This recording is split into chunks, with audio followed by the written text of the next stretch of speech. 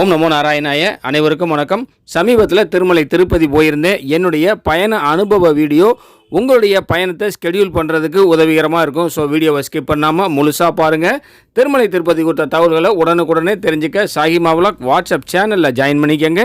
Link டிஸ்கிரிப்ஷனில் இருக்கும். திருமலை வெங்கடேச பெருமாளையும் என்னுடைய குலதெய்வமான குராயூர் ஸ்ரீ திருவேட்டை ஐயனாரையும் என்னுடைய இஷ்ட தெய்வமான எங்கள் ஊர் வத்தலக்குள்ள இருக்கக்கூடிய ஸ்ரீ சென்றாய பெருமாளையும் வணங்கி என்னுடைய திருமலை பயணத்தை ஜூலை 26 வெள்ளிக்கிழமை மாலை ஸ்டார்ட் பண்ணினேன். இந்த முறை என்னுடைய கல்லூரி நண்பர்கள் 2 பேர் என் கூட வந்திருந்தாங்க. வெள்ளிக்கிழமை மத்தியானம் 3:50 மதுரையிலிருந்து கிளம்பக்கூடிய லோக்மானிய திலக் எக்ஸ்பிரஸை திண்டுக்கல்ல 5 மணிக்கெல்லாம் பிடிச்சிட்டேன். இந்த ட்ரெயின் ரேணிகுண்டாவில் அதிகாலையில் 1:30 மணிக்கெல்லாம் நம்மளை இறக்கி விட்டுரும். வெளியில் வந்த உடனே நிறைய ஷேர் ஆட்டோக்கள் இருக்கும். திருப்பதி போகிறதுக்கு ஒரு 2 மணி 3 மணிக்கு வரைக்கும் வெயிட் பண்ணோம்னா திருமலைக்கு போகக்கூடிய பஸ்ஸு அங்கேருந்தே எடுப்பாங்க. கீழ் திருப்பதியில் இருக்கக்கூடிய ஸ்ரீனிவாசம் காம்ப்ளெக்ஸில் ஜூலை 27 அதிகாலை 12 மணிலேருந்து 6 மணிக்குள்ள ஸ்லாட்டில் 200 ரூபாய் ரூம் புக் பண்ணியிருந்தேன். காலை 2 மணிக்கெல்லாம் ரூம் கீ வாங்கிட்டோம். காலையில் 7 மணி வரைக்கும் நல்லா தூங்கி ரெஸ்ட் எடுத்தோம். காலையில் 8 மணிக்கெல்லாம் ரெஃப்ரெஷ் ஆகி திருப்பதி பஸ் ஸ்டாண்டு 4வது பிளாட்ஃபார்ம்லேருந்து கிளம்பக்கூடிய பஸ் பிடிச்சி ஸ்ரீனிவாச மங்காபுரம் வந்துட்டோம். இங்கே காலையில் 9 மணிக்கு தான் சர்வ தரிசனம் ஸ்டார்ட் பண்ணுறாங்க. நாங்கள் இந்த கோவிலுக்கு வந்தது கரெக்டாக 8:50. நாங்கள் வரும்போது தான் சர்வ தரிசனத்துக்கு ஓப்பன் பண்ணி விட்டாங்க. உள்ளே போய் பிரம்மாண்டமான பெருமாளை ரொம்ப நல்லா சேவித்தோம். நாங்கள் 3 பேரும். என் கூட வந்த ஒரு நண்பருக்கு இந்த கோவில் இதுதான் ஃபர்ஸ்ட் டைம்ங்கிறதுனால பார்த்து ரொம்ப பிரமிச்சு போய் ஆனந்தமாயிட்டாரு. ஸ்ரீனிவாச மங்காபுரத்தை பொறுத்த வரைக்கும் ஒவ்வொரு நாளும் ஒவ்வொரு டைமிங்கில் சர்வ தரிசனம் அலோவ் பண்ணுறாங்க. அதை நீங்கள் இப்போது ஸ்க்ரீனில் பார்க்குறீங்க. ஸ்டில் பண்ணி பார்த்துக்கங்க. நீங்கள் எந்த டேயில் போகிறீங்களோ சர்வ தரிசனம் மற்றும் ஆர்ஜித சேவா டைமிங்லாம் டீட்டெயிலாக பார்த்துட்டு போங்க. டிடிடியோட அஃபீஷியல் கல்யாண கட்ரா ஸ்ரீனிவாச மங்காபுரத்துலேயும் இருக்குது. நம்ம முடிகாணிக்க செலுத்துறதா இருந்தால் அங்கேயும் செலுத்திக்கலாம். அங்கேருந்து ஷேர் ஆட்டோ பிடிச்சி ஒருத்தருக்கு 50 ரூபா தான். நேராக ஸ்ரீவாரி மெட்டுக்கு வந்துட்டோம். பெருமாளை வணங்கிட்டு ஒரு 2.5 மணி நேரத்தில் பேசிக்கிட்டே திருமலையை அடைஞ்சோம். ஸ்ரீவாரி மெட்டு நடைபாதை எப்படி இருக்கும், அதில் சுலபமாக நடந்து போகிறதுக்கு சில ஐடியாக்களோட ஒரு வீடியோ நம்ம சேனலில் அடுத்ததாக வர இருக்குது. ஜூலை 27 சனிக்கிழமை மத்தியானம் 1 மணிக்கு திருமலை வந்துட்டோம். ஸ்ரீவாரி மெட்டு பாதை வழியாக நடந்து வந்ததுனால நல்ல பசி எடுத்தது. நேராக அன்னப்பிரசாத சத்திரத்துக்கு வந்துட்டோம். அங்கேயும் செம கூட்டம் இருந்தது. சனிக்கிழமையாக இருந்தால் அன்னப்பிரசாத கூடத்துலேயும் தரிசன கூடத்துலேயும் ஸ்ரீவாரி மெட்டு அலிப்பிரி நடைபாதையிலையும் மற்ற எல்லா இடங்களிலும் திருமலையில் நல்ல கூட்டம் இருக்கும். அதே போல் நாங்கள் சாப்பிட போனால் அன்னச்சத்திரத்துலேயும் செம கூட்டம் இருந்தது. ஆனால் அன்னப்பிரசாதம் முன்னை விட இப்போது ரொம்ப நல்லாவே இருந்தது. ஆந்திராவில் புது கவர்மெண்ட் பொறுப்பேற்ற பின்னாடி அன்னப்பிரசாத சுவையில் நல்ல முன்னேற்றம் ஏற்பட்டிருக்குது. ஆனால் ரைஸ் தான் இன்னும் கொஞ்சம் வேகாமலேயே இருக்குது. கொஞ்சம் மடங்க வடித்தா நல்லா இருக்கும்னு சொல்லி நாங்கள் ஃபீல் பண்ணோம். சாப்பிட்டு முடிச்சுட்டு பழைய பாபநாசம் ரோட்டில் இருக்கக்கூடிய பட்டகங்கம்மா கோவிலுக்கு போயிருந்தோம். என்னுடைய நண்பர் போன வருஷம் வரும்பொழுது ஒரு வேண்டுதல் வச்சுருந்தாரு. அது நிறைவேறதுனால அந்த வேண்டுதலுக்குரிய காணிக்கையை செலுத்தினார். அடுத்ததாக நேராக வராகசாமி கோவிலுக்கு வந்து தரிசனம் பண்ணணும். இன்னொரு நண்பர் மொட்டை போட வேண்டியிருந்தது, அதாவது முடிகாணிக்கை கொடுக்க வேண்டியிருந்தது. அதற்காக மெயின் கல்யாண கட்டாவுக்கும் போயிருந்தோம். அங்கே முடிச்சுட்டு நேராக தரிசனத்துக்கு போனோம். நைட்டு 8 மணிக்கு தான் 300 ரூபா தரிசன டிக்கெட் புக் பண்ணியிருந்தோம். ஆனால் நாங்கள் கியூவுக்கு மாலை 5 மணிக்கெல்லாம் போயிட்டோம். அலோவ் பண்ணலை. அதிகமான கூட்டம் இருந்த காரணத்தினால தரிசன டைமுக்கு ஒரு 1 ஹவர் முன்னாடி வாங்கன்னு சொல்கிறாங்க. ஸோ சப்ஸ்கிரைபர்ஸ் தெரிஞ்சுக்கங்க. அதிகமான கூட்டம் இருந்ததுன்னா நம்ம 300 ரூபா தரிசன டிக்கெட் எத்தனை மணிக்கு புக் பண்ணியிருக்கோமோ அதை விட 1 ஹவர் பிஃபோராக தான் அலோவ் பண்ணுறாங்க. ஆனால் கூட்டம் கம்மியாக இருக்கிற பட்சத்தில் டைமிங்லாம் பார்க்குறதில்ல. டேட் மட்டும் பார்த்துட்டு அலோவ் பண்ணிகிட்டே இருக்கிறாங்க. நைட்டு 8 மணி ஸ்லாட்டுக்கு பதிலாக மாலை 5 மணிக்கெல்லாம் போகும்போது எங்களை தரிசனத்துக்கு அலோவ் பண்ணாதது நல்லதாக போச்சு. ஏன்னா மாட வீதியில் இருக்கக்கூடிய N1 கேட்டுக்கிட்ட வந்துட்டோம்.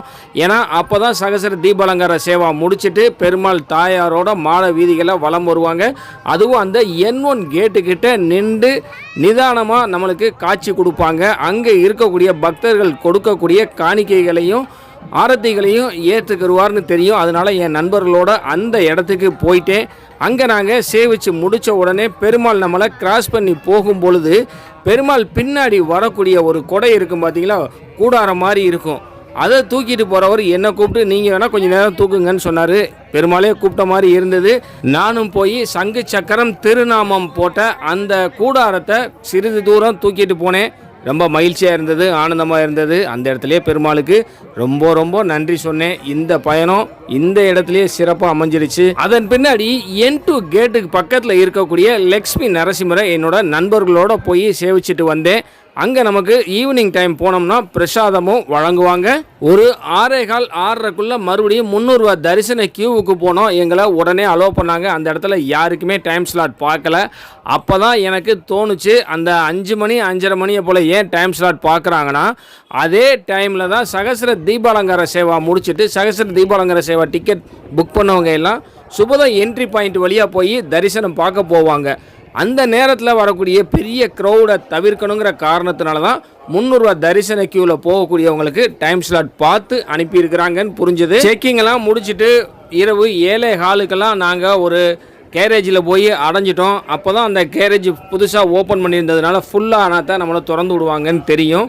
ஒரு 8:30 மணியை போல் அங்கே அன்னப்பிரசாதமும் வழங்கினாங்க. கரெக்டாக 9:30 மணிக்கு தான் எங்களை ஓப்பன் பண்ணி விட்டாங்க. கிட்டத்தட்ட 2 மணி நேரம் அந்த கேரேஜ்லேயே உட்காந்துருந்தோம்.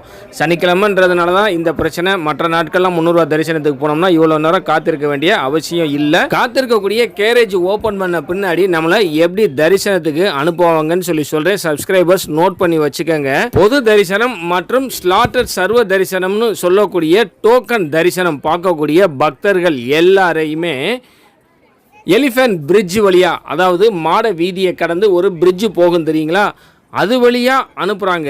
இதே இது 300 ரூபா தரிசன டிக்கெட்டோ அல்லது சுபதம் என்ட்ரி பாயிண்ட் வழியாவோ நம்ம தரிசனத்துக்கு போகிற பட்சத்தில் அந்த எலிஃபென்ட் பிரிட்ஜுக்கு கீழே திருமலை நம்பி சன்னதியை ஒட்டி ஒரு கியூ போகும் பார்த்தீங்களா, அவ்வப்போது மாட வீதியை க்ளோஸ் பண்ணி அனுப்புவாங்க. அது வழியாக நம்மளை அனுப்புகிறாங்க தரிசனத்துக்கு. நைட்டு ஒரு 10:15 மணியை போல் சங்க நிதியை வழங்கி மகா துவார வழியாக நுழைஞ்சு கொடிமரத்தை வணங்கிட்டு வெண்டி வாக்கிலியை கடந்து பங்காரி வாக்கிலி உள்ளர போகும்பொழுது 3 லைனாக பிரிப்பாங்க பெருமாளை தரிசனம் பண்ணுறதுக்கு. இதுக்கு முன்னாடி போனவங்களுக்கு தெரியும். இந்த இடத்துல தான் ஆந்திராவோட சிஎம் திரு சந்திரபாபு நாயுடு அவர்களுக்கும் டிடிடியோட புதிய இஓவாக பதவி ஏற்றிருக்கக்கூடிய திரு சியாமலா ராவ் அவர்களுக்கும் நாம் ரொம்ப ரொம்ப ரொம்ப ரொம்ப நன்றி சொல்லணும். ஏன்னா பங்காரு வாக்கிலி உள்ளர என்ட்ராகும் பொழுது பயங்கரமான ஒரு கூட்ட நெரிசலை நம்மளை பிடிச்சி தள்ளி விடுவாங்க. இப்போ அதெல்லாம் சுத்தமாக கிடையாது. வெண்டி வாக்கிலி, அதாவது அந்த வெள்ளி கதவை தாண்டும் பொழுதே நம்மளை பிரித்து ஒருத்தராக அனுப்புகிறாங்க. இந்த 3 கியூ வழியாக, அந்த 3 கியூ லைன் அப்படியே தான் இருக்குது. ஏதாவது ஒரு கியூ லைனில் கடன்னு நடந்து போய்கிட்டே இருக்கணும். உங்களை யாரும் பிடிச்சி தள்ள மாட்டாங்க. நீங்கள் நடந்துக்கிட்டே இருந்தால், ஒருவேளை நீங்கள் நின்னால் மட்டும்தான் உங்களை போங்கன்னு சொல்லி தள்ளுவாங்க. நம்மளும் டிடிடிக்கு ஒத்துழைக்கிறது விதமாக நடந்துக்கிட்டே இருக்கணும். எந்த இடத்துலையும் நிற்கக்கூடாது. நம்ம முன்னாடி ரொம்ப ஹைட்டாக இருந்தாலோ நம்மளை மறைக்கிறது அந்த பிரச்சனையெல்லாம் இல்லை. 1 by 1 போகிறதுனால ரொம்ப நல்லா இருக்குது. ஸோ ஆந்திரா சிஎம் அவர்களுக்கும் டிடிடியோட இஓ அவர்களுக்கும் மிக்க மிக்க நன்றி. நான் தரிசனத்துக்கு போயிருந்தேன். அந்த ஜூலை 27ஆம் தேதி தான் டெப்டி இஓவும் பதவி ஏற்றிருந்தார். நான் கோவில் உள்ள போகும்பொழுது பார்த்தேன், ஸ்டாஃப்ஸுகளாக இருக்கட்டும், அங்கே இருக்கக்கூடிய ஸ்ரீவாரி சேவாக்ஸாக இருக்கட்டும், அவ்வளோ வேகமாக அவங்களுடைய பணியை ரொம்ப திறம்பட நேர்த்தியாக செஞ்சிட்டு இருந்தாங்க. ஒரு செகண்ட் பெருமாள்கிட்ட அவங்களுக்காகவும் வேண்டினோம்னா தவறே கிடையாது. ஏன்னா அவங்களோட உழைப்பு எல்லாமே நம்ம நல்லபடியாக தரிசனம் பார்க்கணுங்கிறதுக்காகத்தான்.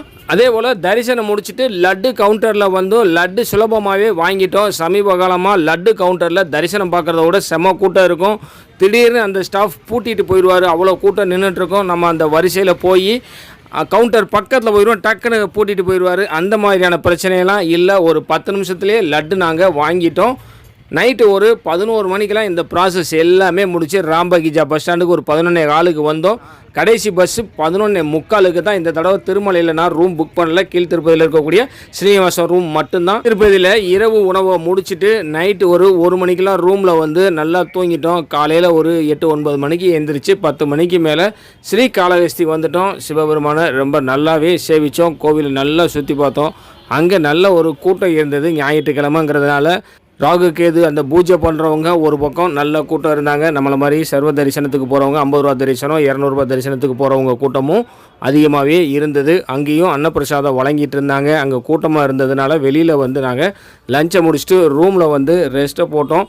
ஒரு 5 மணிக்கெலாம் ரூமை வெக்கேட் பண்ணிவிட்டு நைட்டு ஒரு 7:30 மணிக்கு ரேணிகுண்டாவிலேருந்து கிளம்பக்கூடிய சென்னை எக்ஸ்பிரஸை பிடிச்சி நேராக அரக்கோணம் வந்துட்டோம். அரக்கோணத்துலேருந்து 10:45க்கு எங்களுக்கு ட்ரெயின் பாலக்காடு எக்ஸ்பிரஸை பிடிச்சி அடுத்த நாள், அதாவது ஜூலை 29ஆம் தேதி திங்கட்கிழமை காலையில் 6 மணிக்கெல்லாம் திண்டுக்கல் ஸ்டேஷன் வந்துட்டோம். 7 மணி 7:15 மணியை போல் எங்கள் ஊரான வத்தலக்குண்டுக்கும் வந்து சேர்ந்துட்டேன்.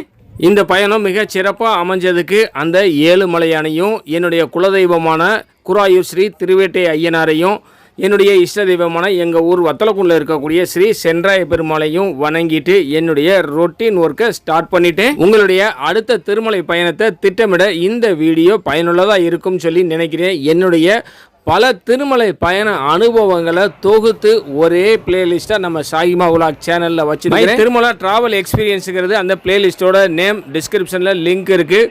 உங்களுக்கு வேணால் கமெண்ட்ல கேளுங்க, அங்கேயும் லிங்க் கொடுக்குறேன். இந்த வீடியோ உங்களுக்கு பயனுள்ளதாக இருந்தால் லைக் பண்ணுங்கள், ஷேர் பண்ணுங்கள். நம்ம சாகிமா உலாக் யூடியூப் சேனலை சப்ஸ்கிரைப் பண்ணி பக்கத்தில் இருக்கிற பெல் ஐக்கானை ப்ரெஸ் பண்ணி வச்சுக்கிட்டிங்கன்னா நான் போடுற ஒவ்வொரு வீடியோவும் உங்களுக்கு நோட்டிஃபிகேஷன்லேயும் வந்துடும். திருமலை திருப்பதி குறித்த உங்களுடைய டவுட்டை கமெண்ட் செக்ஷனில் கேளுங்க, நான் பதில் சொல்கிறேன். அனைவருக்கும் நன்றி. ஓம் நமோ நாராயணாய.